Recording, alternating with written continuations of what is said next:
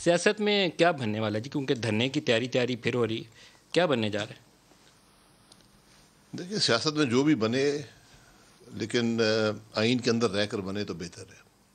ہم نے آج جو کچھ ہو رہا ہے اس کی بنیادی وجہ 2018 کے الیکشن کی چوری ہے، جو کچھ ملک میں ہو رہا ہے۔ اور یہ بدنصیبی ہے کہ آج ملک میں ایسے حکمران ہیں جو نہ عوام کے نمائندے ہیں، نہ ان کو عوام کی پرواہ ہے۔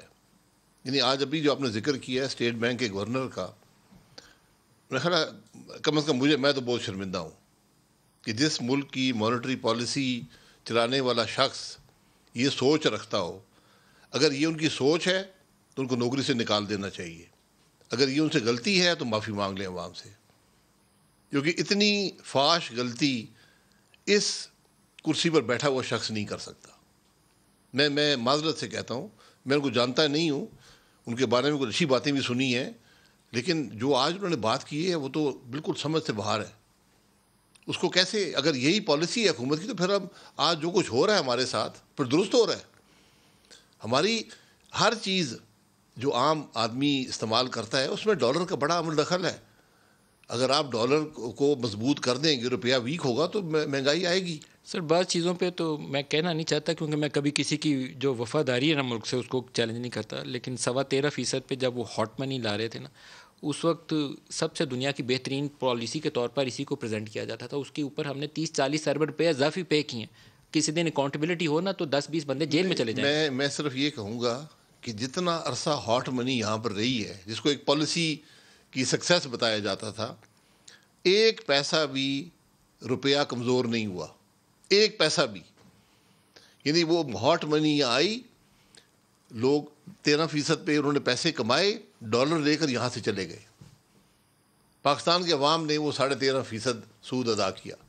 یہ بدنصیبی ہے ملک کی۔ آج کوئی پوچھنے والا نہیں ہے۔ اب کہتے ہیں اب روپیہ 175 روپے پہ لے گئے ڈالر پہ، اب ملک کیسے چلے گا؟ آپ کی بجلی ڈالروں میں ہے، آپ کا تیل ڈالروں میں ہے، آپ کی دال ڈالروں میں ہے، آپ کی اب تو گندم چینی بھی، گندم بھی اور چینی بھی ڈالروں میں ہے، وہ بھی ڈالروں میں چلی گئی ہے۔ آپ ہر چیز، پتی آپ کی ڈالروں میں ہے۔ آپ کیا کر رہے ہیں ملک کے ساتھ؟ سر، کبھی کوئی اکاؤنٹیبلٹی کا سینٹرل بینک کا میکنزم نہیں ہوتا؟ کیونکہ 13.25% پہ مجھے لگتا ہے کہ یہ کرمنل ایکٹ تھا پاکستان کے ساتھ ظلم کرنے کا۔ 4,000 ارب روپیہ ہم نے اضافی بوجھ اٹھایا۔ 4,000 ارب، یہ لوگوں کو مذاق لگتا ہے؟ ہماری پوری اکانومی بیٹھ گئی ہے 13.25%۔ 4,000 ارب روپیہ آپ کی پوری ایک سال کی جو ملک کی آمدن ہے اس سے زیادہ ہے۔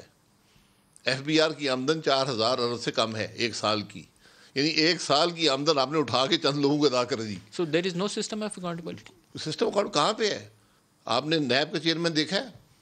جو آدمی نوکری سے چپکا ہو، جس میں کوئی شرم ہوتی تو گھر جاتا جب نوکری ختم ہوئی۔ قانون نہیں پڑھا تھا، نان ایکسٹینڈیبل ٹرم لکھی ہوئی ہے۔ تو 4,000 ارب آپ نے ادا کر دیا، کوئی پوچھنے والا نہیں ہے۔ اور بدنصیبی یہ ہے کہ آپ ابھی بھی ادا کر رہے ہیں۔ ابھی روشن ڈیجیٹل اکاؤنٹ کی بات کرتے ہیں، 8% آپ ڈالروں میں ادا کر رہے ہیں۔ دنیا میں وہ جگہ بتائیں جہاں 8% میں ڈالر مل رہے ہوں۔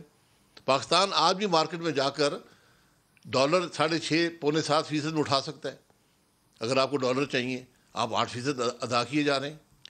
یہ بدنصیبی ہے کہ ملک میں یہاں کو پوچھنے والا ہی نہیں ہے۔ میں آپ کو بتا رہا ہوں، LNG کی مد میں فیصلے نہ کر کے ہم نے 3 سال میں 8 ارب ڈالر کا ملک کا نقصان کر دیا ہے۔ 8 ارب ڈالر کا، میں گن کے ایک ایک پیسہ بتا سکتا ہوں کہاں پہ ہے، اور یہاں پوچھنے والا کوئی نہیں ہے۔ اور کوئی ایک بھی پروجیکٹ ایسا نہیں ہے جس میں کئی 100 ارب روپے ہم نے نہ گنوایا ہو۔ چینی کی وہ مافیا جس کو پرائم منسٹر خود کہتے ہیں، وہاں کوئی 150-200 ارب کھایا گیا ہے، گندم میں کھایا گیا ہے۔ 150-200 ارب نہیں ہے، 800 ارب سے تجاوز کر گیا ہے۔ اس ملک میں 53 روپے کی چینی بن رہی تھی۔ کوئی ان پٹ چینی کے کام میں بڑی مہنگی نہیں ہوئی۔ اگر فارمر کو مل گیا چلیں 55 کی ہو جاتی، 60 کی ہو جاتی۔ آج مجھے کوئی یہ سمجھائے کہ کس طرح یہ 120 روپے کی چینی بک رہی ہے ملک میں۔